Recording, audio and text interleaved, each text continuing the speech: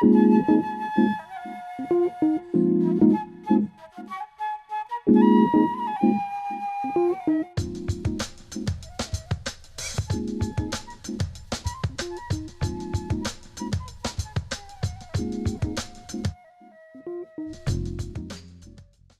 morning, I'm Kristin Poole, and we're here today to talk with Tony Foster about the last section of his 15th journey, Sacred Places, Watercolor Diaries from the American Southwest. And this last group of paintings were really from two really distinct places, Havasu Falls in the Grand Canyon in Arizona, and Angel's Landing, which is in Zion's National Park in Utah. And Tony, I was thinking about this journey, and I think we've talked about this a little bit before, but it's so different from some of your others in that once you determined that you were going to focus on sacred places in the American Southwest, you were really restricted to places that other people decided were sacred, and mostly for reasons that were rooted in their personal and tribal history. So why did you choose that particular place? Well, I chose it, I suppose, because it was obviously sacred to the Havasupai who lived down there, and also because scenically it was reputed to be one of the most extraordinarily beautiful places on earth, really. And so those two attractions were paramount. But I mean, the Havasupai fought desperately to stay living down there. Because when in the 60s, there was a big move by the national park to actually evict them, because it was thought that the national park wasn't a place for people to live in, it was a place for people to visit. And there was a huge furor about it, and the Havasupai, a very small tribe without much power, managed to get everything sufficiently rolling so that eventually, I think the question went to Congress, and Congress were finally moved to support the Havasupai against the national park, in fact, and mandate that they should be allowed to live in peace down where they'd always lived. Yeah, who knows? I was reading about that too. How many thousand years they lived there, we don't know, but I mean, it was obviously a victory for the right side, because the idea of evicting people because they happen to live in a national park is pretty grotesque, really, when they've always lived there. It was a long fight, as you said, really incredible. And it is absurd that we make something a special place, and yet the people who have recognized it as a special place don't get to live there any longer. It's kind of it's a terrible irony, really. yeah. So did you have to get permission to paint, or how did it work?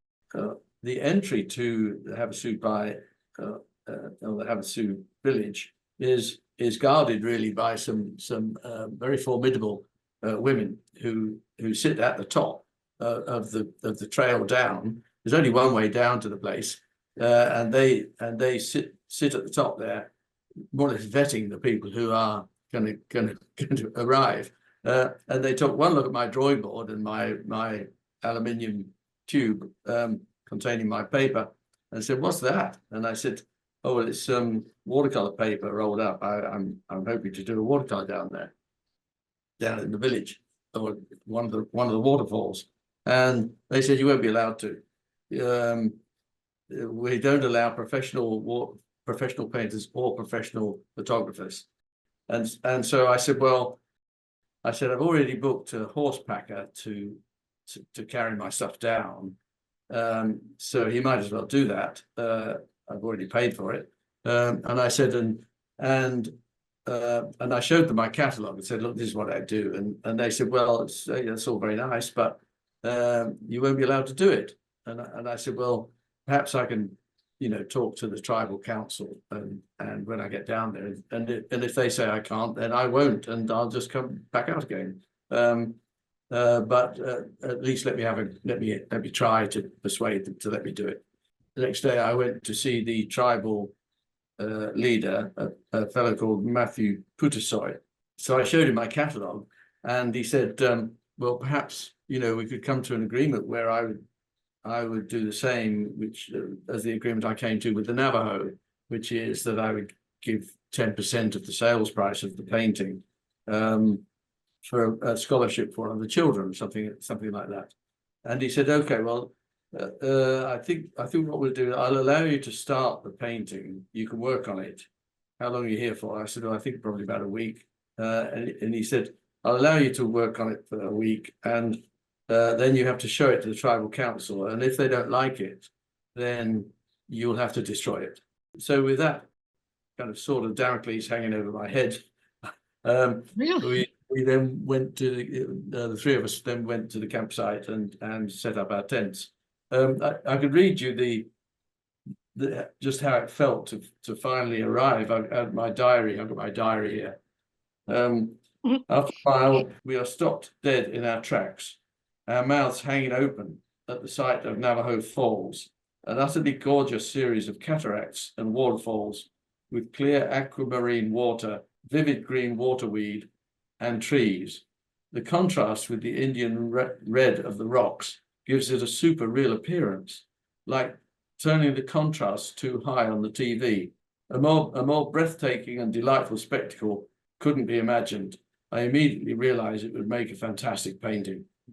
So that simply meant that you know, the first thing we saw was absolutely hit me like a brick, and so I knew that I had a painting there, and the question was whether I could do it and whether I'd be allowed to take it back out again. Well, it's, you know, I love that story of discovering it and the contrast you talk about, because for me, this seems to be one of the most vivid paintings you've ever done in terms of coloration. They're very heightened, even more than the Maldives sunset paintings, which have this wonderful color and light to them.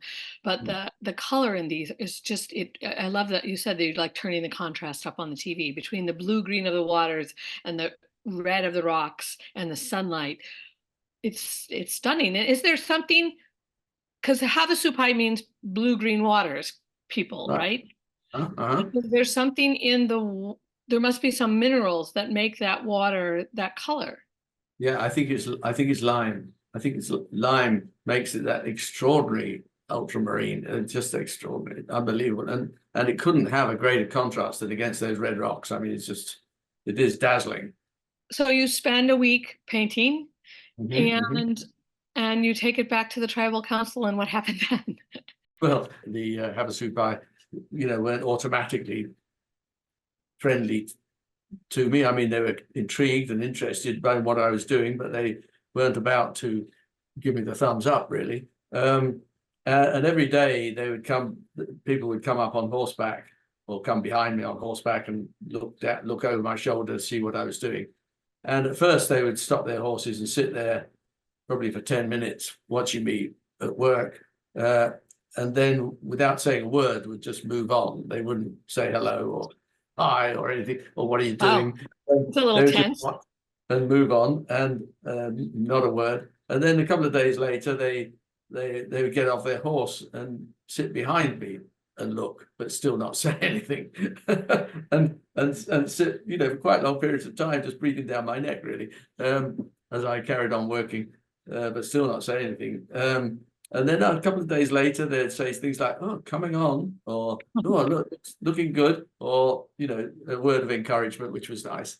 And so by the seventh day, people had, you know, the word had got round, obviously, around the village, that I was doing something that was interesting, and I had quite a big crowd of people who'd come and sit behind me and watch, and all of them seemed to think that it was going all right. So I took it to the tribal council. And I unrolled it and spread it out on the floor, and they looked at it and they said, and I said, so I would like to offer you, you know, 10% of the purchase price for a scholarship for one of the children. And they said, well, can we have a copy of it? Can we have a copy of your painting?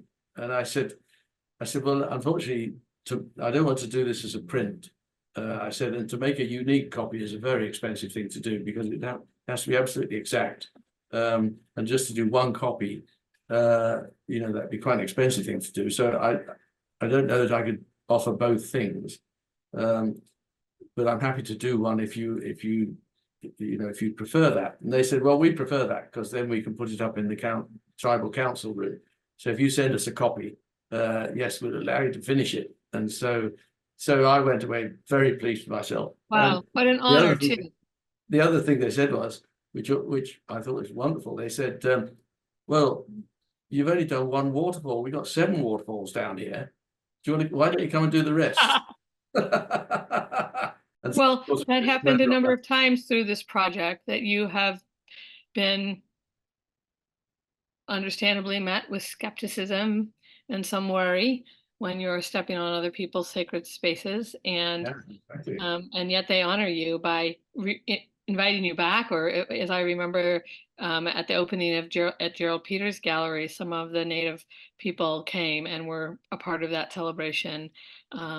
So it's a credit to you and how you see and interpret the land, but also how much, clearly they have to get the sense that you're honoring it in the way that they want it to be honored. So it's Well, really it's very gratifying that they not only give me the leeway to actually do the work, because I quite understand it. They say, no, this is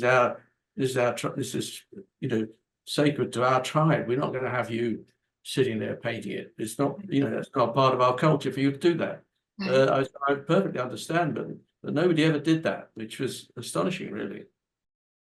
So is there anything particular about the souvenirs in that painting? There's a Zuni frog, because one of the abiding sounds of the place, apart from the crashing water, and so when you got close to some of the calmer bits of the water, there were endless numbers of frogs there. That's why, yes. And so I had a Zuni frog as part of it, but the rest of them are what I considered to be things that the Havasupai would.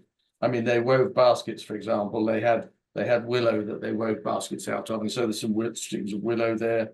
There are things that they would have obviously been very familiar with, and then the sand, of course, from the riverbed.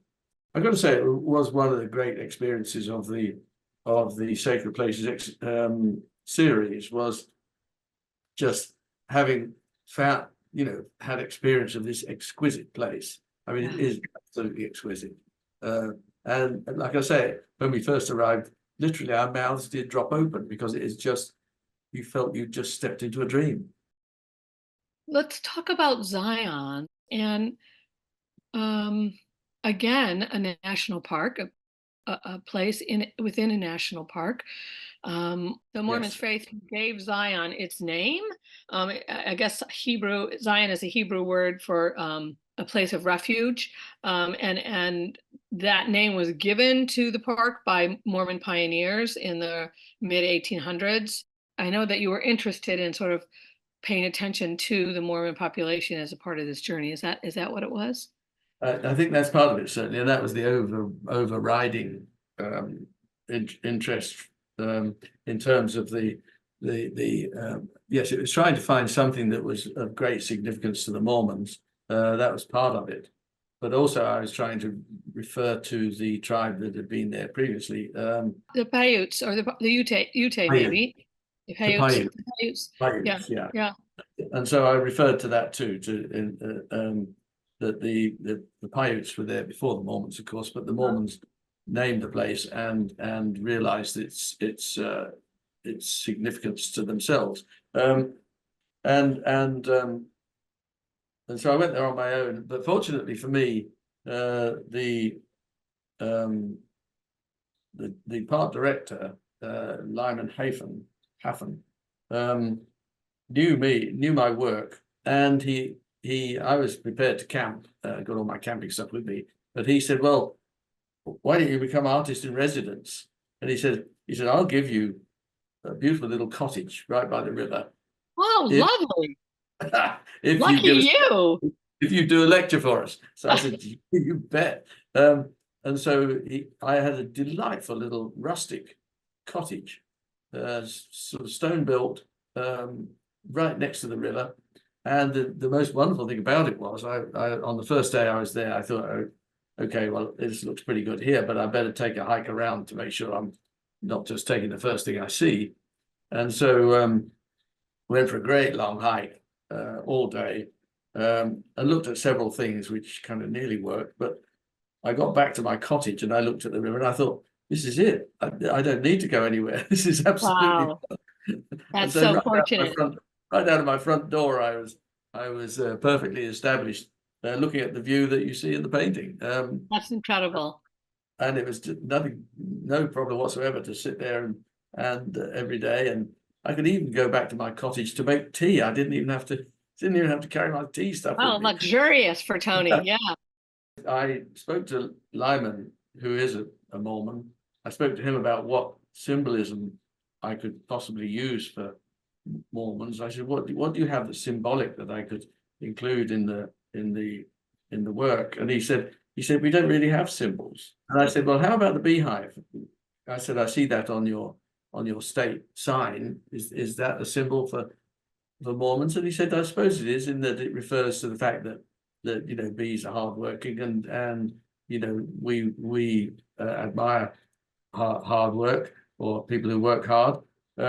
He said, so I suppose that is one of our tenets, that we're a hardworking group of people.